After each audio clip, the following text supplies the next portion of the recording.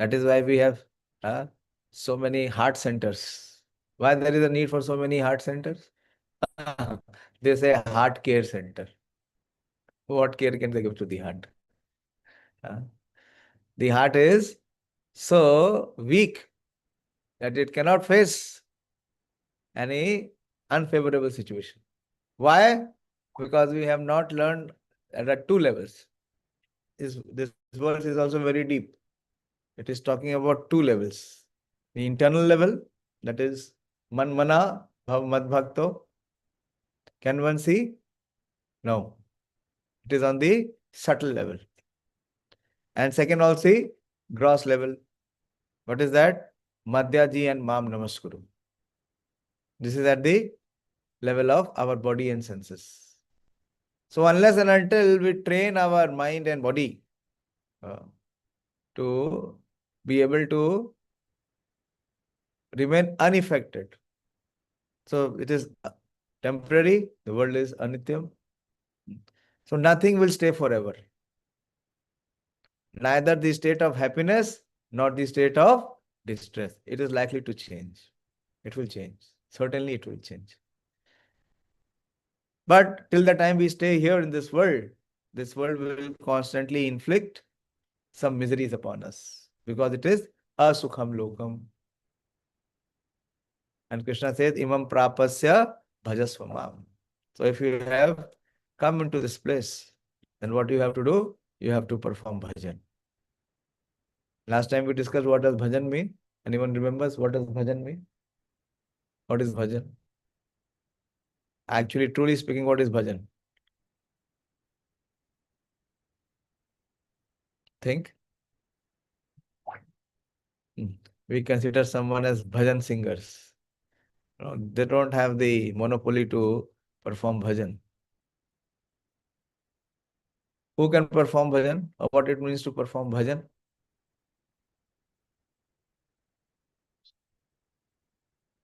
How? What is bhajan? Think deeper. What does bhajan mean? Bhajan means an action or activity which pleases Krishna. Simple. Any action or any activity that pleases Krishna is bhajan. Otherwise, it is bhanjana. It is the cause of our destruction. So we will discuss this very important 34th verse. Last time I just opened the verse, but I did not discuss it. We will discuss it today. Let us have invocation so that we can get some understanding of this verse. This verse is the essence of Bhagavad Gita. This is the most central verse of the entire Bhagavad Gita. Bhagavad Gita is how many chapters? 18 chapters. So, what are the middle two chapters? 9th and 10th chapters. So, this is the end verse of the 9th chapter. This is exactly the middle point of Bhagavad Gita. Or this is the essence of Bhagavad Gita. What is the essence of Bhagavad Gita? Most confidential knowledge. And what is the essence of most confidential knowledge? This concluding verse. This verse is such an important verse that Krishna will repeat the same verse in the 18th chapter.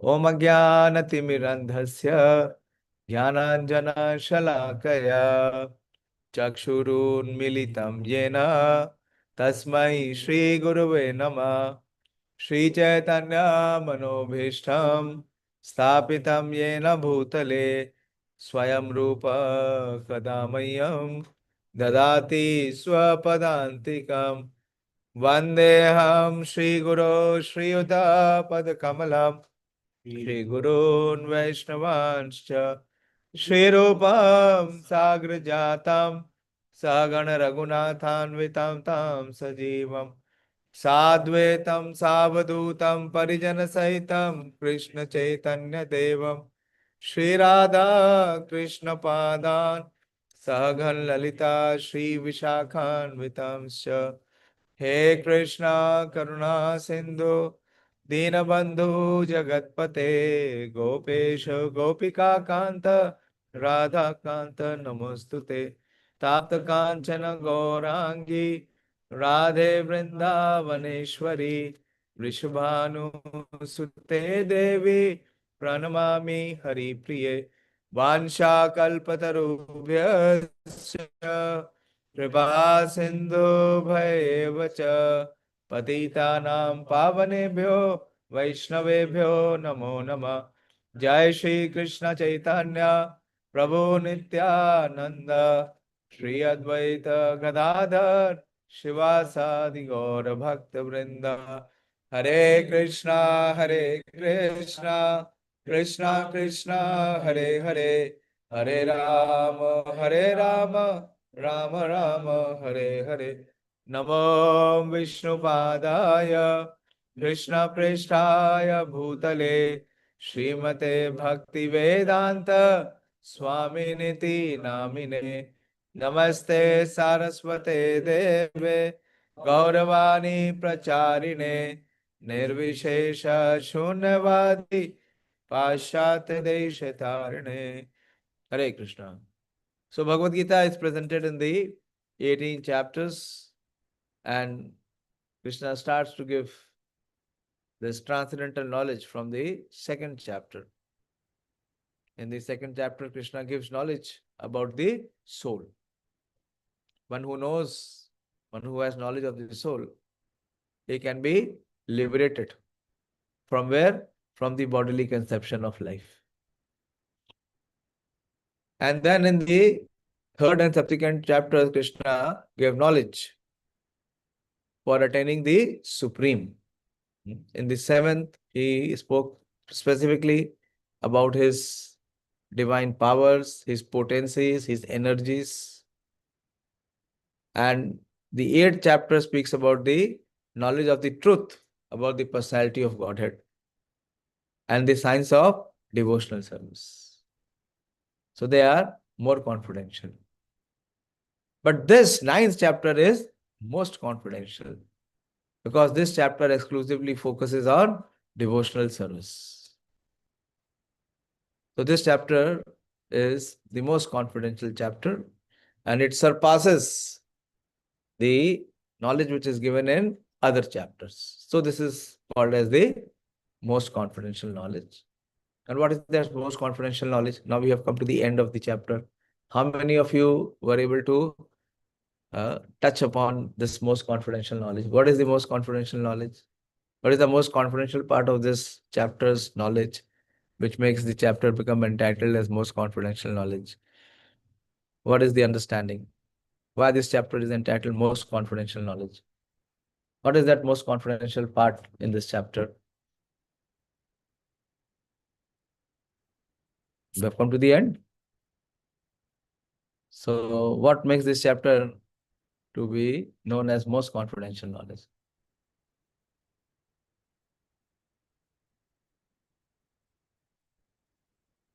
Since I am dear to the devotee and I have always protected the devotee, even if he does by mistake any. If there is an accident, yes, this is the most confidential part.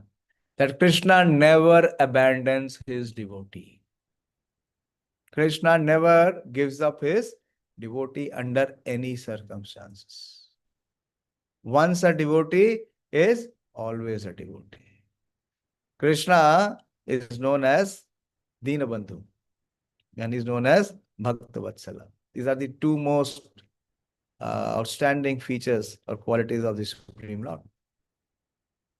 That if devotee is so dear to Krishna, that Krishna can go to any extent to protect his devotees. That we saw on the battle of Kurukshetra.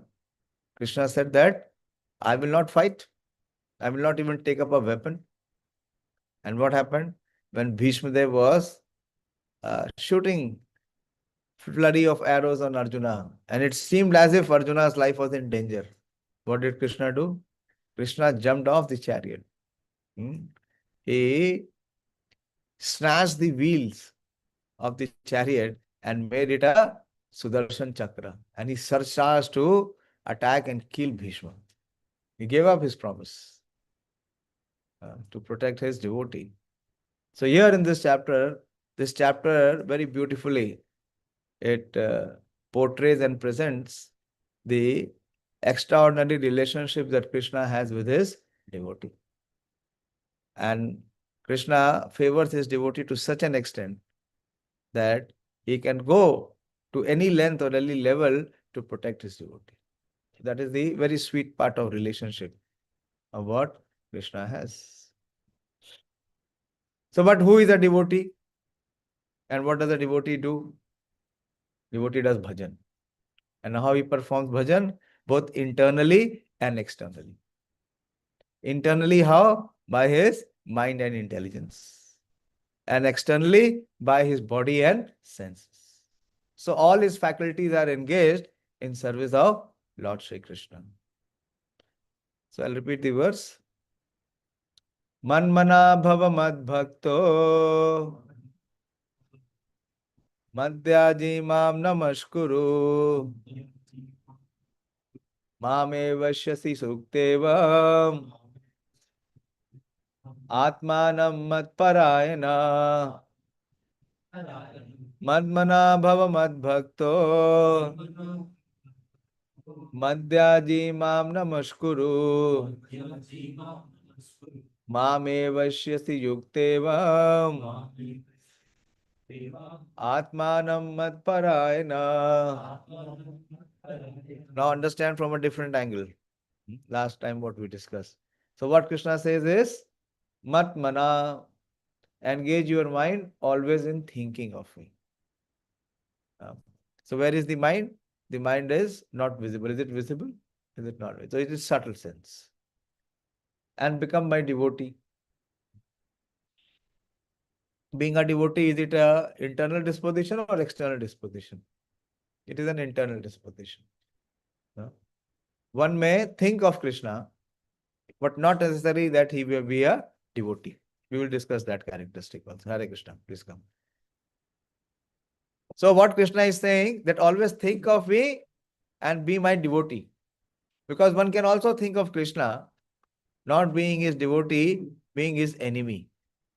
Yes or no? Who was always thinking of Krishna? Kamsa. Very good. Kamsa was always thinking of Krishna, but in fear. And what he was thinking? How to kill Krishna. But not like that. So Krishna is saying, think of me, mat mana, bhav mat bhakto. Become my devotee.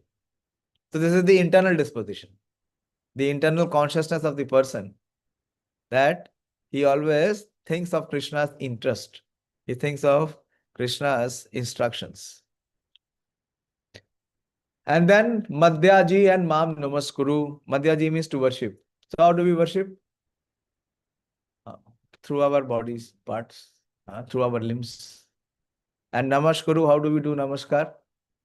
Again with our body limbs.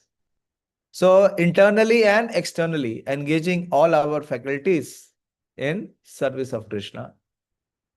So if a person is to this a platform that he does so, what Krishna is recommending here, so he says that Mam ev ashyasi.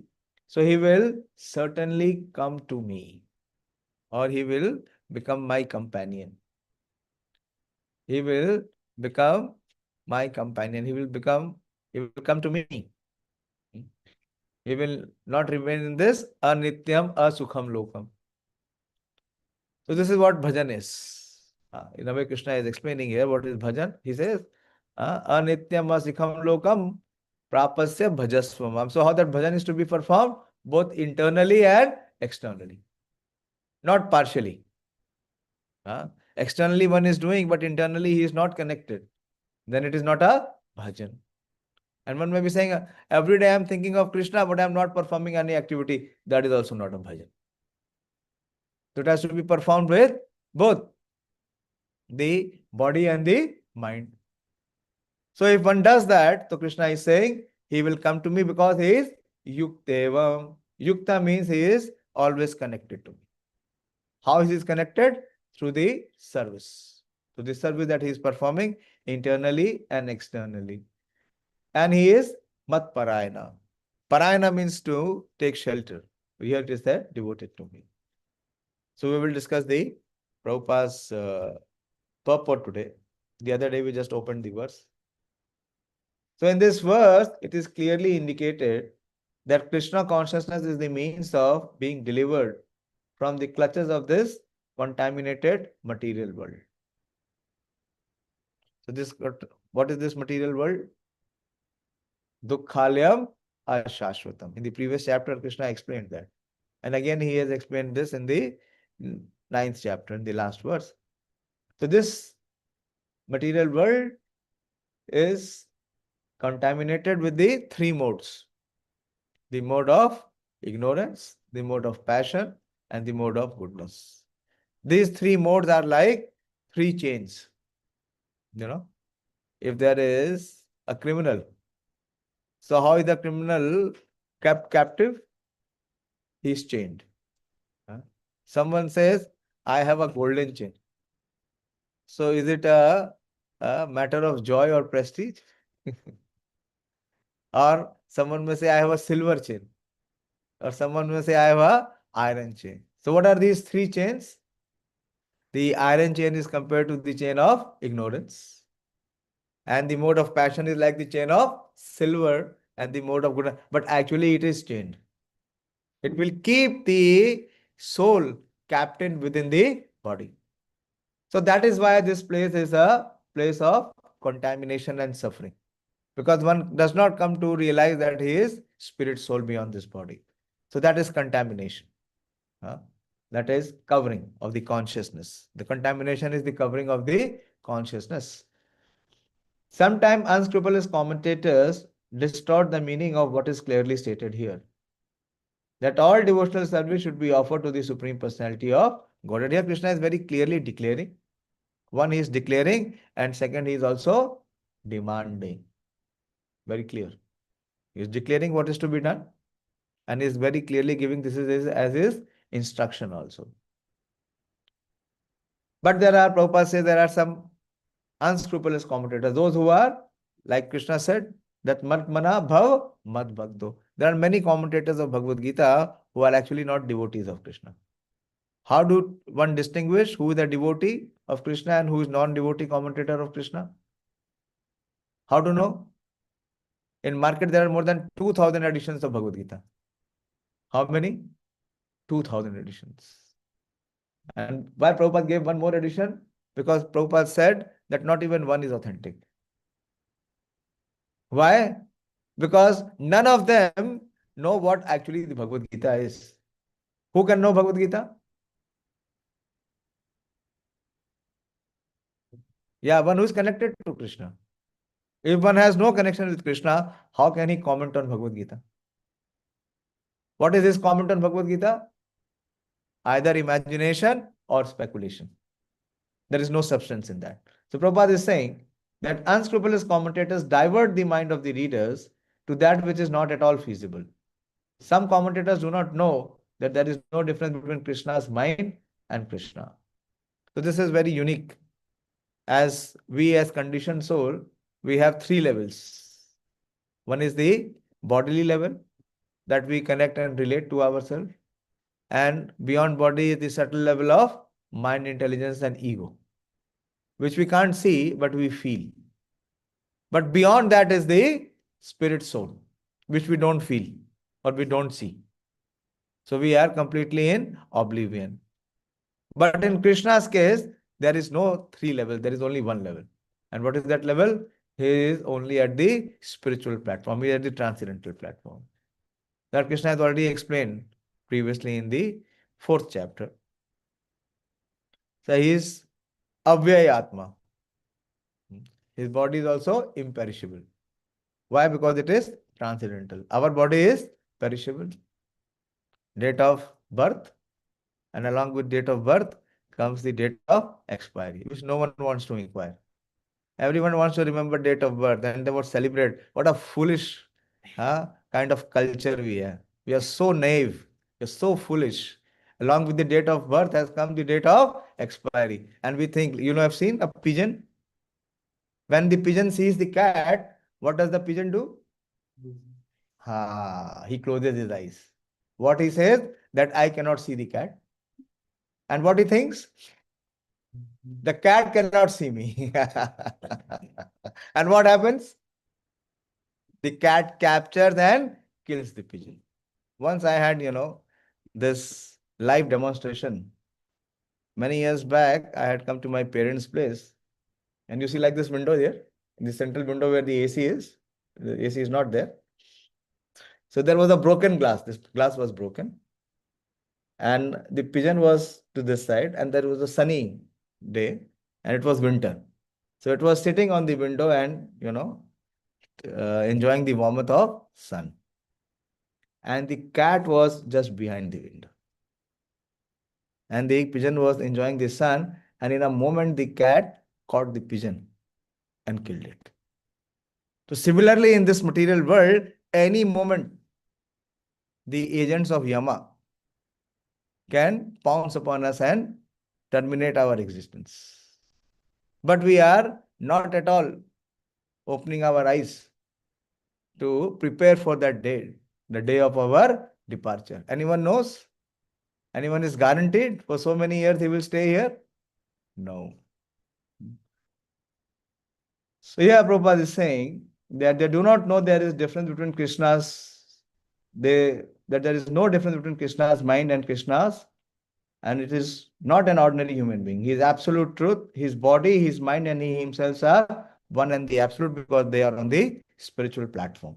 There are no gross contaminations or contents like we have. Our mind is also material, our senses is also material, our intelligence is also material, and our body is also material. And our consciousness is also contaminated because of this material identity. We connect ourselves with matter. So it is contaminated. He is absolute truth, his body, his mind, and he himself are one and the absolute. It is stated in the Kurma Puran, as it is quoted by Bhakti Siddhanta Saraswati Goswami in his Anubhash comments on Chaitanya Charitamrita, 5th chapter, Adi Leela, verse 41 to 48. Deha dehi vibhedo ayam na ishware vidyate kvachit. Dehi deha vibhedo. In our case, we have Dehi Deha Bhedo. Bheda is there, na? Who is Dehi? Dehi means who is the owner of the Deha. What is Deha? This body. Who is the owner of this body? Soul. So there is Bheda or Vibheda. There is Bheda. There is difference. The soul is spiritual and the body is material. The body takes birth and the body gets 6 transformation. And ultimately the body perishes. But the spirit soul is ever existing. Ajo api san avyayatma. It is and na jayate mriyate va kadachin. Neither the soul has the date of birth, because there is no date of birth, there is no question of date of expiry. But in Krishna's case, there is vibhedo. There is dehi deha vibhodo.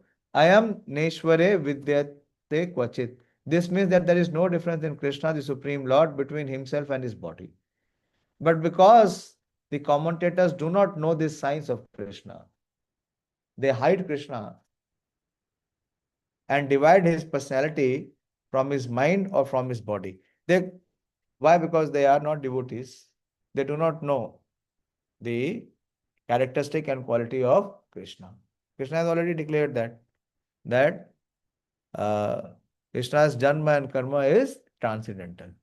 Janma karma cha me divyam evam yo veti tatvata. 4th chapter, 9th verse. You see, Krishna has very emphatically already declared this. This principle to be known, one has to come to the transcendental platform. He cannot know at the material platform. At the material platform, there cannot be any realization of spirit soul. Do we experience any realization of spirit soul? No. So unless and until we come to the transcendental platform, it is not possible. So Krishna is speaking here in this chapter that he remains always on the transcendental platform, beyond the influence of the 3 modes. So his appearance and his activities, it is all bewildering to everyone. The common man can never know the real principle or the purpose both behind Krishna's appearance and Krishna's activity. But what people want to do, either they want to imitate Krishna, or if they cannot imitate Krishna, they only criticize Krishna. Why? Because they do not know the transcendental nature of Krishna. So Prabhupada is explaining the same thing, that these commentators, so it is very, very important to only read Bhagavad Gita which is coming from pure devotee. Because only the pure devotee can give you the disclosure or the secret which is there in Bhagavad Gita. Others cannot enter into that secret area. So Prabhupada is explaining here that his personality from his mind, from his body is the same, but these commentators, these unscrupulous commentators who are not devotees, who are not empowered by Krishna, unless and until one is empowered by Krishna, how can he comment on Bhagavad Gita? He cannot comment on Bhagavad Gita. There is no possibility. His comment will be what? It will be only word jugglery, nothing else. So that is what Prabhupada is saying, because the commentators do not know this science of Krishna, they hide Krishna and divide his personality from his mind or from his body. Although this is sheer ignorance of the science of Krishna. Some men make profit out of misleading people. Few days back, there was one version of Gita. People were telling me also, Prabhuji, ek naya Bhagavad Gita hai. Kya hai? It speaks itself. You saw that? There was this Bhagavad Gita, which was having, audio feature in that. So you open any verse and take the pointer there, and that verse will be spoken. So how will that help us? How will that help us? Good that you hear the verse, but what is the understanding of the verse? And what is the possibility of application and taking benefit of the verse? That is not possible. That is only possible through the commentary of the pure devotees, like Srila Prabhupada is saying here. So there are many, many people who comment on Bhagavad Gita or who claim that they know Bhagavad Gita. But what is the reality? They have no access to this secret, this most confidential knowledge. So next para Prabhupada is saying, there are some who are demoniac and they think of Krishna, but enviously. Like Ravana was also thinking of Rama all the time. How to kill him? Kamsa was thinking of Krishna, how to kill him. He was also thinking of Krishna always, but his thought of Krishna as his enemy. He was always in anxiety, wondering when Krishna would come to kill him. That kind of thinking will not help us. So what kind of thinking is required? One should be thinking of Krishna in devotional love. That is bhakti. One should cultivate the knowledge of Krishna continuously. So there are two activities. One is the consciousness or the connection, or along with connection there is emotion, which is connected with one's mind and one's devotion. Be very specific, I am analyzing this. So that is called Madmana and Madbhakto. So what is there? There is connection, and with the connection there is proper, because of devotion, there is connection, and with connection there is constant emotion and sentiment to please and serve Krishna, which is called love. All of you mothers, you experience this emotion, this sentiment. You are thinking about your family members, your sons, your husbands, right or wrong? In every situation you are thinking about them, absorbed in them. How? Because you love them and you want to serve them. So that is Madmana and Madbhakto. So it is imbued with emotion, sentiment, because of connection, because of devotion. Then, do you do that? That when my child comes, I will feed him the best lunch, and you do nothing? Can you feed him? What do you have to do? You have to prepare. You have to perform action. What is that? Mam, Madhyaji and Mam, Namaskar. One has to perform action. This emotion must be backed by proper action. Then it becomes devotional service. So when one is thinking of Krishna, that is Krishna consciousness. And when one is performing action to please Krishna, it is called devotional service. Then one comes to the platform of attaining perfection, not otherwise. Both are important. Both are important. So Prabhupada is saying one should be thinking of Krishna in devotional way, devotional love, that is bhakti. One should cultivate the knowledge of Krishna continuously. Continuously. Never think that once I have read Bhagavad Gita and I know Krishna consciousness. Never. And what is that favorable cultivation? It is to learn from the bona fide teachers that Krishna is the Supreme Personality of Godhead. And we have several times explained that his body is not material, but it is eternal, blissful knowledge. This kind of talk about Krishna will help one become a devotee. Understanding Krishna otherwise from the wrong source will prove fruitless. So very, very important that you hear from the bona fide sources. Those who are devotee, those who are coming in disciplic succession in parampara. Those who are in the empowered position. Those who are not empowered, those who are not authorized, neither they are connected, nor they can connect you. One should therefore engage his mind in the eternal form, the principal form of Krishna, with conviction in his heart that Krishna is the Supreme. When can one come to this realization that Krishna is Supreme? When can one come to realize that Krishna is the Supreme Personality of Godhead?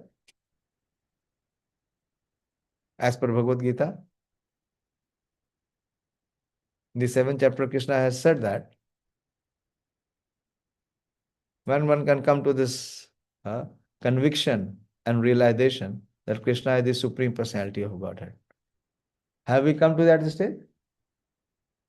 Huh? Are we near to that stage? Anywhere to that stage? Nowhere.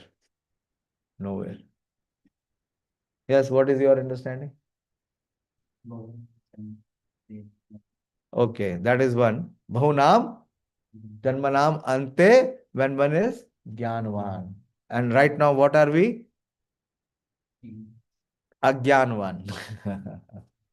So, Agyanvan can never come to surrender to Krishna. What does it mean? To know Krishna as the Supreme Personality of Godhead means to surrender to Krishna. Unless one has surrendered to Krishna, he cannot come to the realization that Krishna is the Supreme Personality. This is the most important aspect. To the extent one is surrendered, to that extent only he can know the truth about Krishna. And in the 7th chapter also, Krishna spoke that Yesham tu antagatam papam. Unless and until one's sinful activities have been completely stopped, antagatam. The gati or the movement of one's sinful activity has been completely stopped or eradicated. And not only that, one has stopped performing sinful activity. Yasham tuante gatam papam. Then what is the next word? Jananam punya karmanam. And he has performed heaps and heaps of pious activities. Both. His sinful reaction and his sinful activity is terminated, and he has performed all pious activities. And he is freed from duality. What is the duality? Duality in this world is heat and cold, like and dislike, favor and reverses. So one who is above both. So that is Dand Moha Nirmukta. Such a person is Bhajante Mam Drida Vrata. Then one can come to worship Krishna with determination. So here Prabhupada is saying that one should therefore engage his mind in the eternal form, the principal form of Krishna, with conviction in his heart that Krishna is the Supreme. He should engage himself in worship.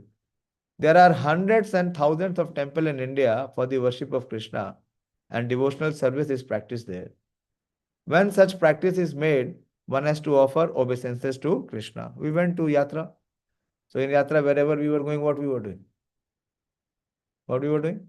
First thing, what we were doing is doing pranam, offering obeisances. One should lower his head before the deity and engage his mind, his body, and activities, everything. That will make one fully absorbed in Krishna without deviation. This will help one transfer to Krishna Lok. We were transferred to Krishna Lok for 3 days. Felt it? Everyone felt? We were not in this planet. After coming back to Delhi, then we got a jolt. Huh? One should not be deviated by unscrupulous commentators. Prabhupada is again and again saying. That is why Prabhupada wrote. You see, uh, Prabhupada has one conversation. I don't know how much it is mentioned here.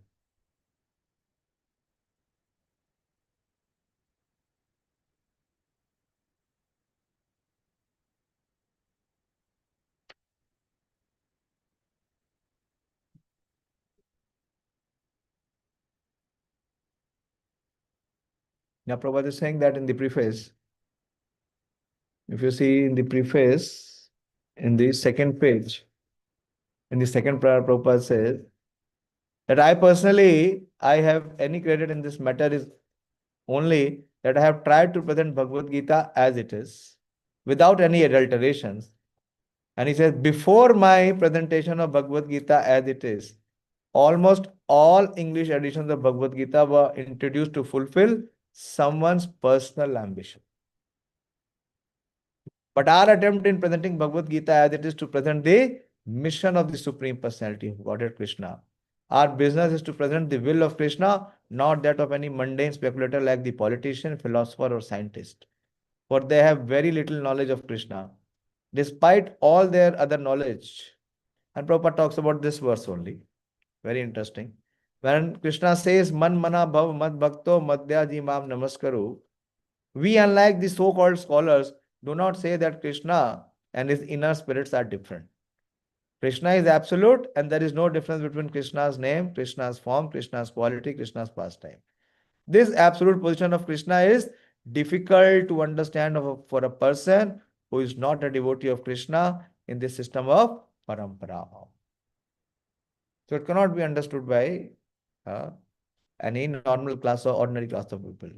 Generally, the so-called scholars, politicians, philosophers, and swamis, without perfect knowledge of Krishna, try to banish or kill Krishna when writing commentary on Bhagavad Gita.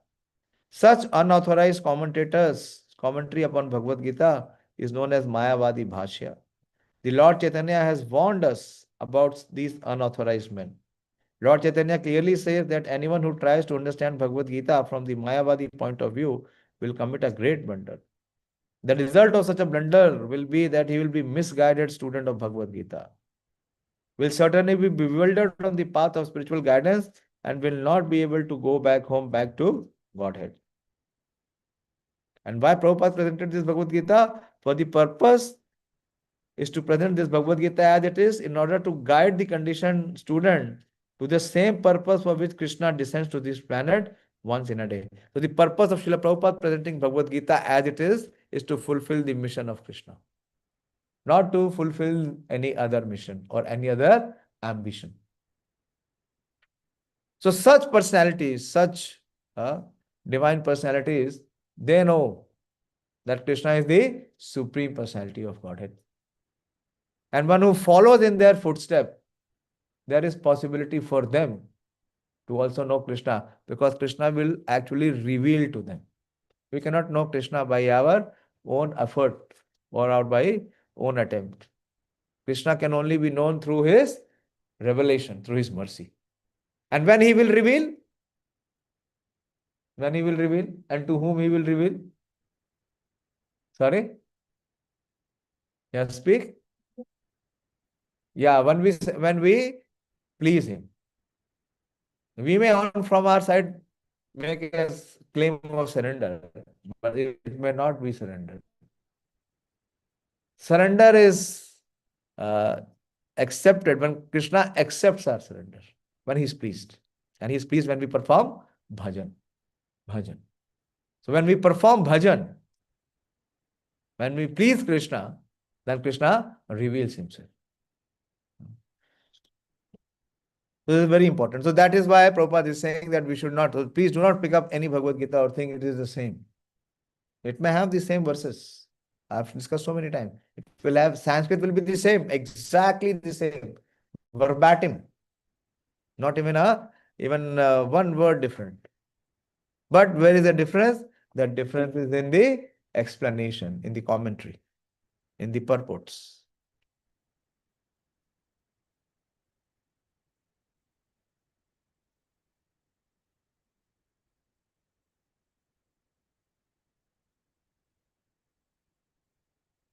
One should not be deviated by unscrupulous commentators. One must engage in 9 different processes of devotional service. This is what it means to be Mat Bhakta.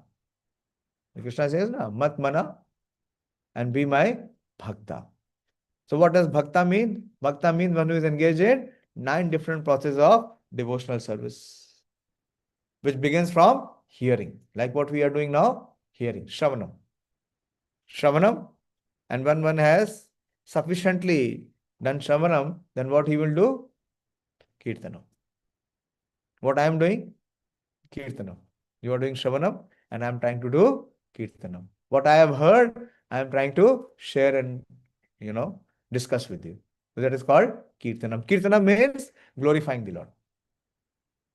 Kirtan does not mean only, playing cymbal or mridanga is Kirtanam. Kirtanam means glorification of the Supreme Lord. And when there is Shravanam and Kirtanam, what will be the result? Smaranam. That is what Krishna is asking here. Always think of me. So if there is no Shravanam and no Kirtanam, where is the possibility of Smaranam? There is no Smaranam. There will not be any Smaranam. To the extent one is engaged in Shravanam and Kirtanam continuously, to that extent he can remember Krishna. He can think of Krishna. So these 9 limbs of devotional service or devotional practice is a confirmation that one is performing devotional service or he is a devotee. Pure devotional service is the highest achievement of human society. The 7th and 8th chapters of Bhagavad Gita have explained pure devotional service to the Lord that is free from speculative knowledge, mystic yoga and fruitive activities. In the 7th chapter also, in the 8th chapter also, in the 7th chapter, Krishna begins by saying, Maya Sakta Manapartha. You see the word? The first instruction Krishna gives in this section of devotional service, the devotional section, Bhakti Yoga, what he says is, you try to absorb or attach your mind on me. Maya Sakta Manapartha, Yogam Yunjam Madashraya. And then in the 8th chapter also Krishna says that one has to think of Krishna. What is the verse? Anyone remembers the verse? Tasmat sarveshu kaleshu mam anusmara. What is smaran means? To remember, to think of Krishna. Mam anusmara yuddhacha. And how one can remember Krishna? Mayo arpit mano buddhi. When one's mind and intelligence is absorbed in Krishna. So how to absorb one's mind and intelligence? By engaging in the process of Shravanam and Kirtanam. Then what will be the result? There will be natural Smaranam, Anusmara. Or it will be Matmana. Our mind will be engaged in thinking and remembering Krishna. That is what the purpose of all the scripture is. There's a beautiful verse in the scriptures which says that Smartavyo satatam Vishnu Vismritavyo na jatu chet Sarvavidhi nishedasyo Etayoreva kinkara. So what is the recommendation? Smartavya satatam Vishnu. Satatam means constantly. And satatam also means without any interval or interruption. So we have to connect with Krishna to such an extent that we can think of Krishna all the time. This is what Bhagavad Gita also says. In 9.14, what did Krishna says? Satatam kirtayanto mam. You see 9.14? Krishna has recommended that in the 14th verse also. This is in page number. In my book, it is page number 418. Satatam kirtayanto mam. Always chanting my glories. And how? Endeavoring with great determination. So how to do that? By being absorbing our mind in Shravanam and Kirtanam. For you, the recommendation is at least on Saturdays for 2 hours, absorb your mind in Shravanam. So, smartavya satatam Vishnu and vismrtavyo na jatuchit. So, one is the do and the other is the don't. What we have to do? We have to train our mind in such a way that we always remember Krishna. We always think of Krishna. We always think of Krishna's interest. And we vismartavyo na jatuchit. We never forget him at any time. Sarva vidhi nisheda sure. Sarva vidhi. Vidhi means the process, the rules and regulations which are given. All the rules and regulations which are mentioned in the Shastras are for this purpose only. That one can do always smartavya satatam Vishnu. So these are the two principal things. So these are the two principles. That one should always remember Krishna and one should never forget Krishna. So mold our life in such a way that we are able to always remember Krishna. How? By being absorbed in hearing and chanting. So Prabhupada is speaking that this has been explained in Bhagavad Gita, that pure devotional service to the Lord, that is free. See the 7th and 8th chapter, the next verse, the next paragraph. The 7th and 8th chapters of Bhagavad Gita have explained pure devotional service to the Lord that is free from speculative knowledge, mystic yoga, and fruitive activities. Those who are not purely sanctified may be attracted by different features of the Lord, like the impersonal Brahmajyoti or the localized Paramatma. But a pure devotee directly takes to the service of the Supreme Lord. There is a beautiful poem about Krishna in which it is clearly stated that any person who is engaged in the worship of demigod is most unintelligent and cannot achieve at any time the supreme award of Krishna. Why? We discussed that. Why it is so much, condemned by Krishna that one should not worship the demigods. What is the reason? What is the defect? We see in India, 90% of the people are demigod worshippers.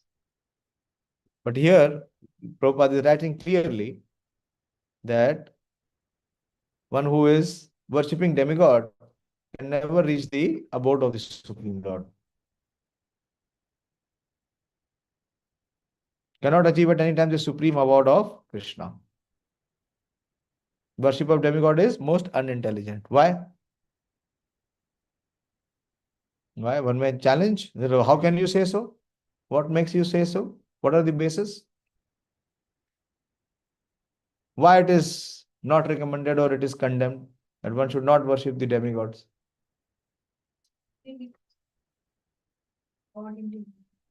The worship which goes to demigods is not, we are not directly connected to the Supreme. Why not? If someone is connected to you, so he comes and meet that person and fulfills the desire of that person. So he feels that that person, he is coming and he is serving your daughter, he is serving you.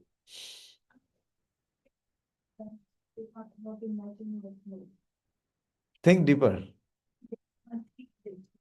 Huh? So what? The mantri is appointed by the Prime Minister. What is the difficulty?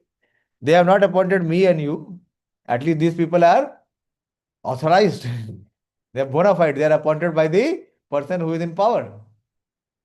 Then why? Acha. So then that is what is desired. We should go to such person who fulfills our desire. They give us what we desire. They do not, tell us that your desire is with fault. You change your desire. Benefits are temporary. Yes, this is the point. All their benefits are temporary. Their benefits are only for the body and mind. None of their benefit is for our eternal soul. Example is given. Like a child goes to a shopkeeper. He gives 10 rupees and says, I want a packet of cigarette. What does the shopkeeper do? What will the shopkeeper do? He will give the cigarette. He will take the money and he will give the cigarette. If the same shopkeeper comes to the father and says that I am giving you 10 rupees, you give me cigarette, what the father will do? What he will do? Huh? Slap him? Not only slap him, he'll take away the money also and slap him and tell him never, he will warn him also, never ever to smoke cigarette.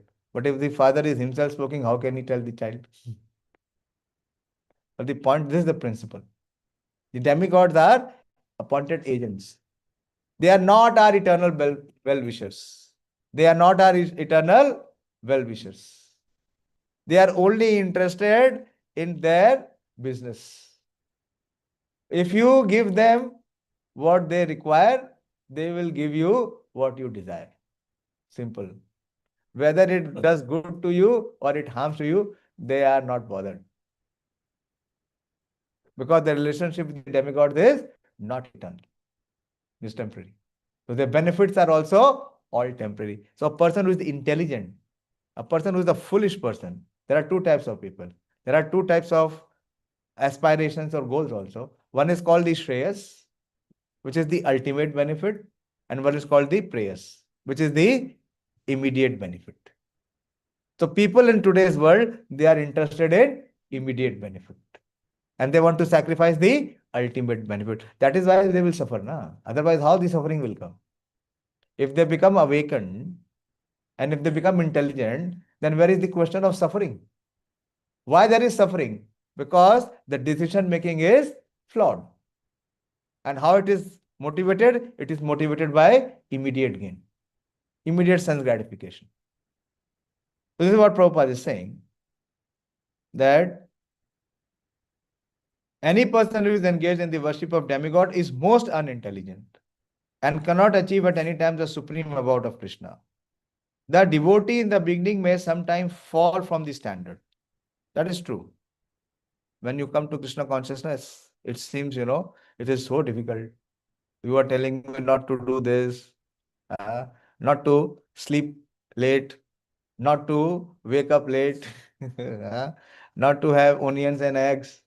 There's so many restrictions, not to smoke, not to drink, not to gamble. There are so many prohibitions. The Prabhupada is saying that in the beginning, sometimes one may fall from the standard. What is the standard? The standard is we have to come to the situation where there is no sin in our life. We have to become free from sin. So how we can become free from sin? When we perform all these activities which lead us to sin. If you do sense gratification, what is the motivation for sense gratification? Enjoyment. Why do people commit sin? In exchange of so-called bodily enjoyment. But still, he should be considered superior to all other philosophers and yogis. So one who is a practicing devotee, his position is far superior to others who are so-called yogis and philosophers. One who always engages in Krishna consciousness should be understood to be a perfectly saintly person. This we have discussed. This is the most sweet part of this chapter. This is the most confidential knowledge. His accidental non-devotional activities will diminish, and he will soon be situated without any doubt in complete perfection. So if one comes to the practice of Krishna consciousness, so initially what will be there? There will not be instant success. There will be some failures or fall downs. But that failures or fall downs does not deter one to become Krishna conscious. His accidental non-devotional activity will diminish, but he should not be deliberately doing it. If he does deliberately, then the help of Krishna will not be there. Krishna is Karuna Sindhu. He is not Kapat Sindhu. You understand? Kapat means cheating. Yeah. You cannot cheat Krishna. We will end up cheating ourselves. The pure devotee has no actual chance to fall down because the Supreme Godhead personally take care of his pure devotees. I told you one story. This when Birbal and Akbar were having constant exchanges. Birbal was one of the most intelligent ministers of Akbar, but they always had some, difference in opinions. Birbal would tell the principal, but most of the time Akbar would not accept because for him the acceptance was in proving. So when Birbal told that Krishna takes personal interest in protecting his devotees, so Akbar was, making fun of him. Where is the need? When he is almighty, he has all powers, then why he has to personally do it? He said, I will prove it to you. He said, give me some time and one day I will prove it to you. So Akbar had many offsprings. He had his prince, whom he loved the most, whom he wanted him to be his successor. And what Birbal did, he made a clone of that prince, exactly like him, dressed him like that only. And one day in the fountain area, there were these Mughals, they had these big palaces. In their palaces, there were big fountains. So that clone, which was look-alike of the prince, one day he told one of his servant to go and place that clone in the water. And then rush to Akbar in the court and tell that the prince has fallen down in the water and he is drowning. And what Akbar did, as soon as he heard, he rushed, he ran, left everything and jumped into the water. And when he jumped into the water, what he got? It was a FLG, but not the prince. And then Akbar was in great fury, in anger. He said, who did this cruel joke with me? How dare some do this with me? So Birbal came in front and said, I did it to prove it to you.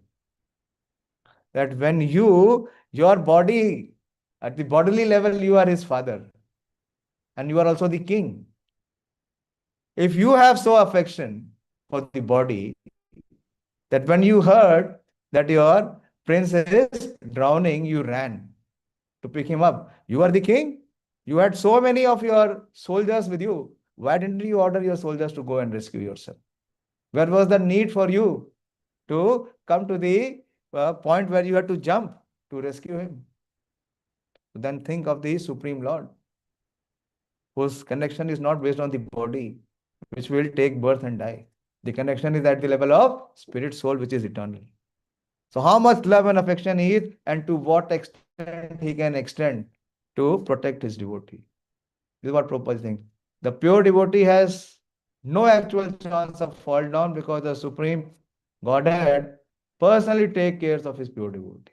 Therefore, the intelligent person should take directly to the process of Krishna consciousness and happily live in this material world. Prabhupada is saying, happily live. Whereas this material world is anityam, asukham. So there is only one way to be happy. And that happiness is when one is connected to Krishna. He will eventually receive the supreme award of Krishna Loka. Thus ends the Bhaktivedanta purport to the 9th chapter of Srimad Bhagavad Gita and the matter of most confidential knowledge. So this is the essence of the essence of the essence of Bhagavad Gita. Bhagavad Gita is the essence of all Vedic literatures. And the essence of Bhagavad Gita is the middle 6 chapters. And the essence of the middle 6 chapter is the 9th and the 10th chapter. And the essence of the 9th and 10th chapter is this last verse of 9th chapter, which is Mat Mana Bhava Mad Bhakto Madhyaji Maam Namaskaro. So how to begin devotional practice is by following these 4 things. If we go from the reverse order, first thing is to offer obeisances, do pranams to Krishna. Every day in the morning when we get up, we should offer our obeisances to Krishna. We should recite this prayer.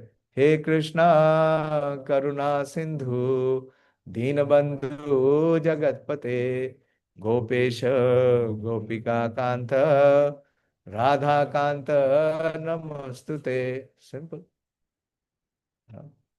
You see, when you recite this prayer, uh, you will completely feel uh, elevated. All the influence of the mode of ignorance will be removed. Then we should offer obeisances to Krishna, Krishna's devotees, his representatives, acharyas, gurus, teachers. And Krishna, if we see Krishna's personality, there is a very beautiful description. I have less time, but I will just touch upon it. A very beautiful verse which is said by one of our acharyas, is Sripad Ramanujacharya. He uses this beautiful verse which says the 7 aspects of Krishna. Very beautiful 7 aspects of Krishna. Let me see if I can find it. I was reading it.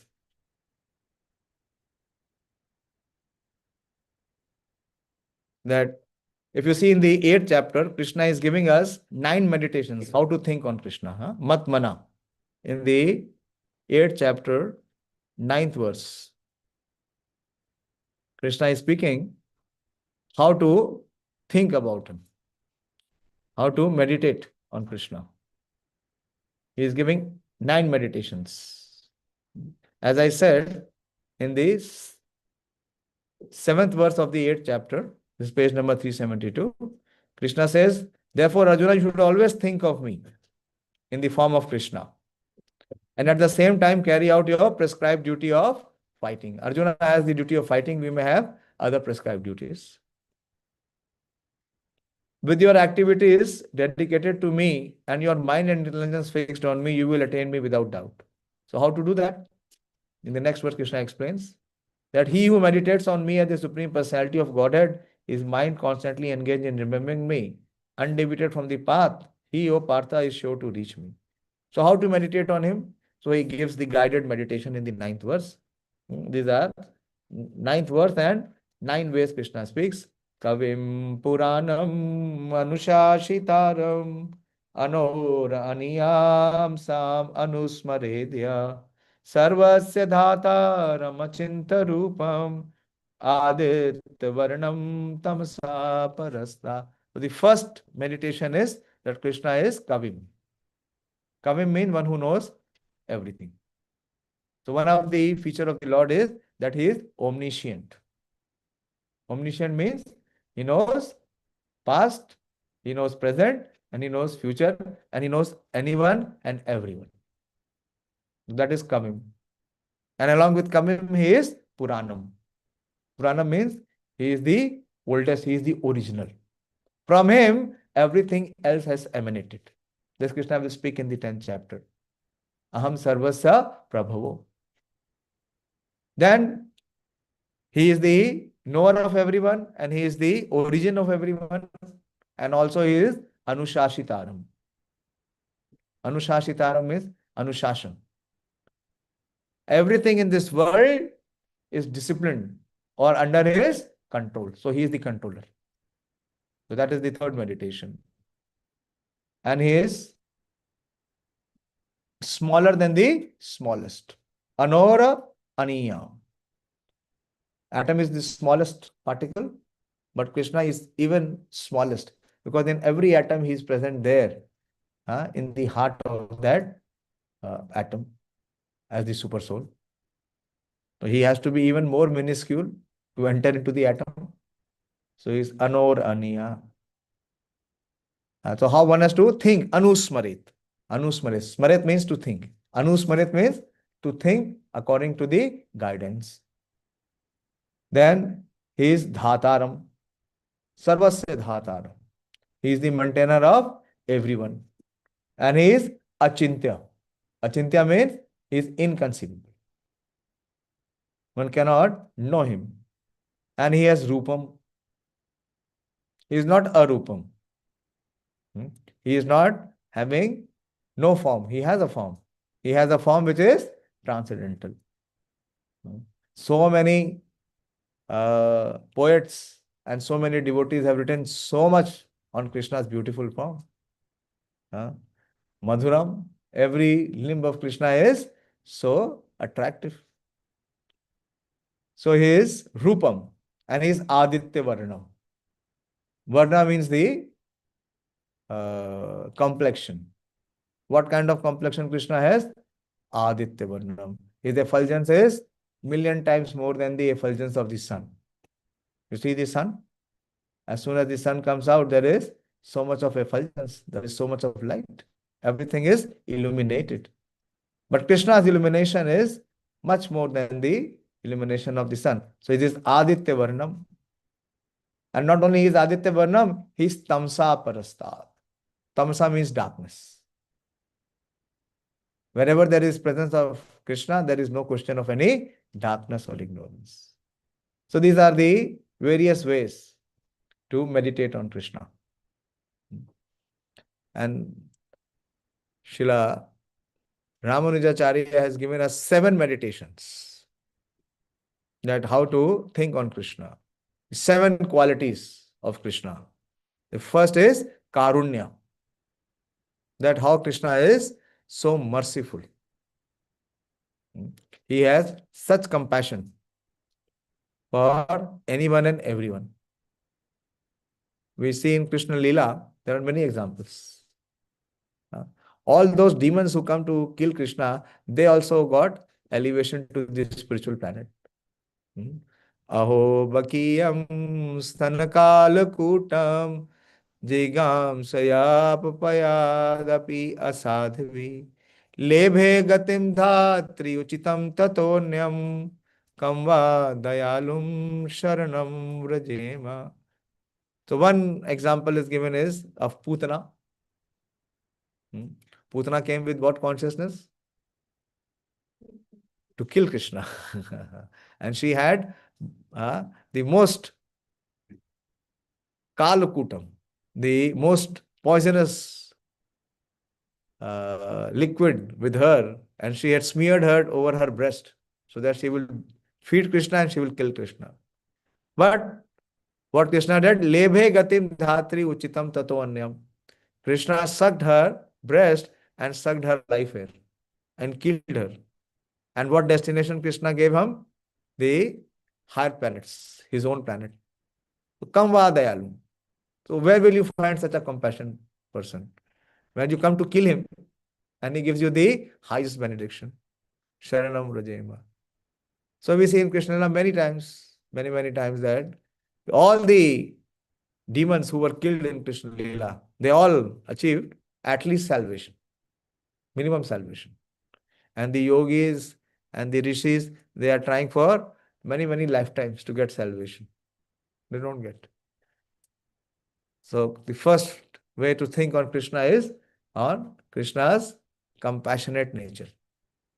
You see the compassionate nature of Krishna? We just witnessed in this section of Bhagavad Gita. What Krishna says?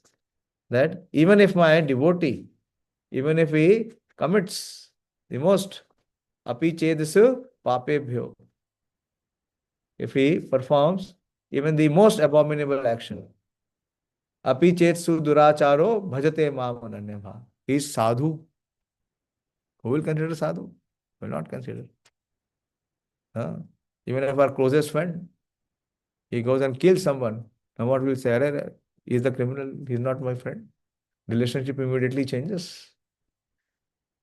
Police comes and tells you that you are his friend.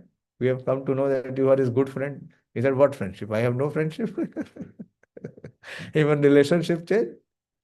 But Krishna is declaring here that no, he remains a sadhu. How compassionate is Krishna?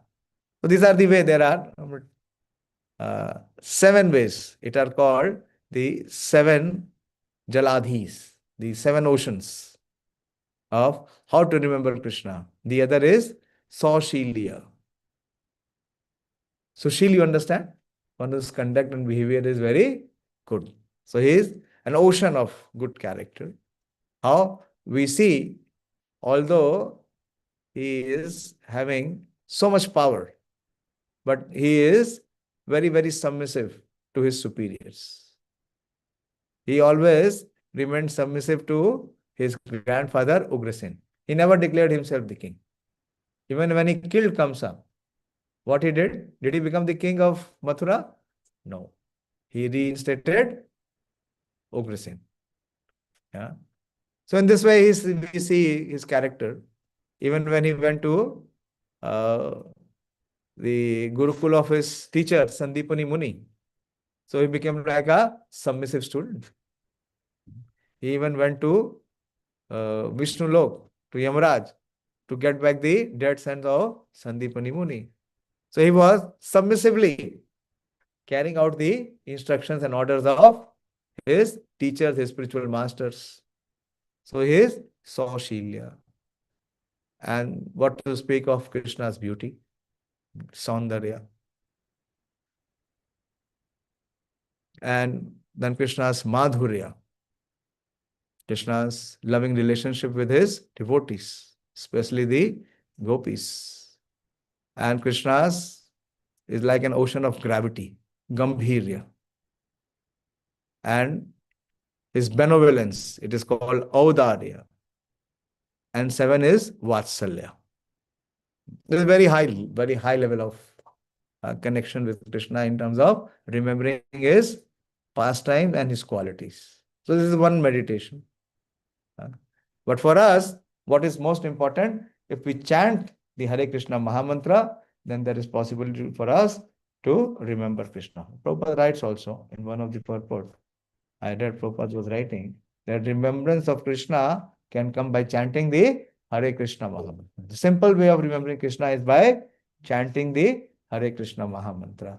Hare Krishna, Krishna Krishna, Hare Hare, Hare Ram, Rama Rama, Hare Hare.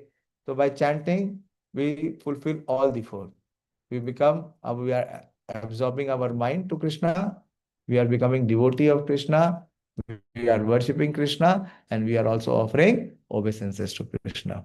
Hare Krishna. I stop here. Just few minutes past 9. From your side, if there is any discussion, any question, please ask, or any clarification. Also from the online students, online devotees.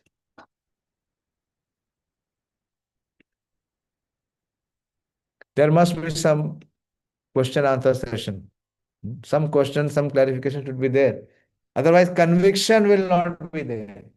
To the extent conviction is there, there will be action and application. Otherwise, without conviction, there will not be any action or application. Hare Krishna.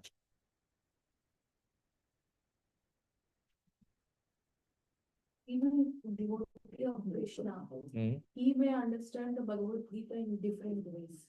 Not different way. One has to understand, but one way. We have to understand the Bhagavad Gita, most importantly, in the way Krishna has given Bhagavad Gita. Then there is only understanding of Bhagavad Gita. Na? The way Krishna has given, for the purpose for which Krishna has given the Bhagavad Gita, if one connects and understands that purpose, then one has understood Bhagavad Gita. Otherwise, one remains on what platform? One has misunderstood Bhagavad Gita.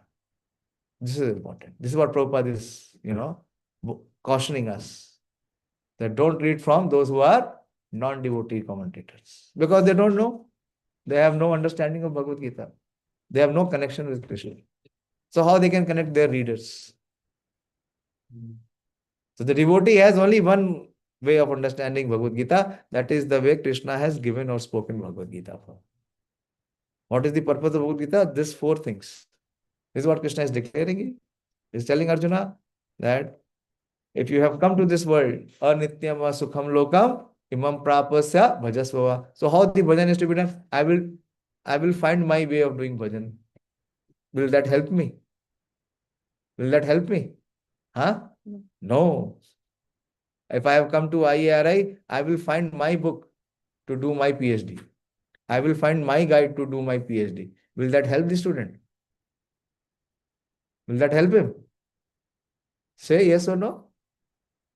If the student comes here, he dismisses the syllabus, he dismisses his own guide, and he finds his own way. Will that help him? Huh? This is what we do entire life. So this is the difference. A devotee does what Krishna desires. And what a non-devotee does, he makes Krishna agree to what he desires. This is the difference. The aspiration of a devotee is only one. What is the aspiration of a devotee? To serve and please Krishna. What is the aspiration of the non-devotee? To make Krishna serve him. So, in which category do we come? Which category do we come? We should aspire. But right now, where we are? Are we in that category to serve and please Krishna? Then we have to make some changes. Yes or no? Some changes have to be there. So we first understand that what Krishna desires from us. But just I used to read some writers who used to write Bhagavad Gita in a different angle. What different angle? That is not Bhagavad Gita, na? Then it is not Bhagavad Gita. Yeah.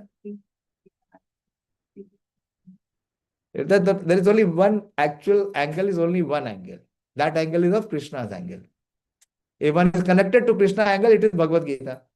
And one is not disconnected, if one is not connected to Krishna's angle, it is not Bhagavad Gita. That is what this is what Prabhupada is explaining. There are 2,000 commentaries. I explained to you.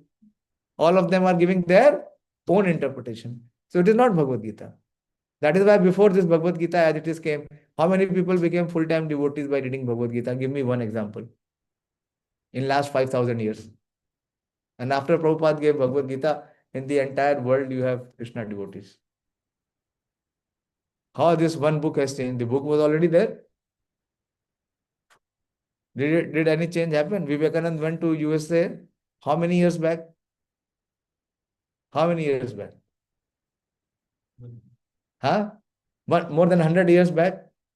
So where is the lineage of devotees in America? Where are temples? Where is Bhagavad Gita in America? Do you find any change? We eulogize so much his speech at Chicago. My dear brothers and sisters. Where is the change in people's consciousness? Is there any change? What is the result? What is the outcome? Prabhupada went to America and you see America has changed forever. The world has changed forever. What is the difference? The difference is one is connected and the other is not connected. So one who follows who is not connected, he can never be connected. So the devotee Bhagavad Gita is only one. As Krishna spoke and as Arjuna accepted. That is Bhagavad Gita. Otherwise, they are all shadows of Bhagavad Gita. And shadows you will find everywhere. But substance you don't find. Very difficult to find substance. Because substance will mean discipline. Substance will mean you have to have regulations. You have to have controls. Isn't it? So that is what Prabhupada is invoking, this inspiration in us that we should become intelligent and we should not be after fake things. Cheap things are always fake. But if you want to find something original, then you have to pay the value. Now, what is the value that we have to pay? What is the value? To become Krishna consciousness, what is the value that we have to pay? Huh? What value we have to pay? Time. Not only time. Time you have, everyone has 24 hours. Does anyone has less or more? What value can you pay of time? Can you change the time? You will have 30 hours. You cannot pay that value. What is the value that you have to pay? You have to think of Krishna. We are thinking always of, our mind is always thinking of body. Yeah. That change in mind has to come. That is the value we have to be. That is what Krishna is designing here. Mat mana. Make your mind follow me. That is the value we have to pay. That value Arjuna paid. Duryodhana did not. So Duryodhana also heard Bhagavad Gita, but he did not get the benefit. Okay. Thank you very much. Online, devotees, if you have any question, you may ask or any clarification. Otherwise, we'll close. It is 15 past 9. Thank you very much. Srimad Bhagavad Gita ki jai.